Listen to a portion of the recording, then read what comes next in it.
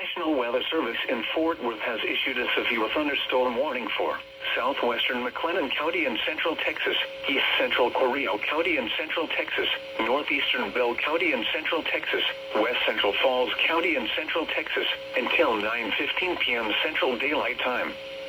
At 8:47 p.m. Central Daylight Time, a severe thunderstorm was located near Fort Gates, 7 miles south of Gatesville, moving east at 55 miles per hour.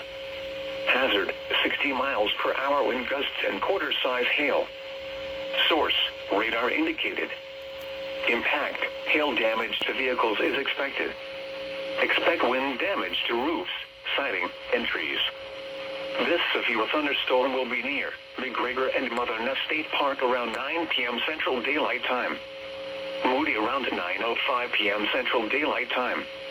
Other locations impacted by this severe thunderstorm include Whitson, South Mountain, Oglesby, Owl Creek, Leon Junction, Meadow Grove, Spring Valley, Sego, Mound, and Flat.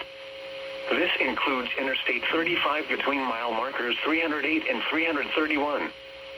For your protection, get inside a sturdy structure and stay away from windows.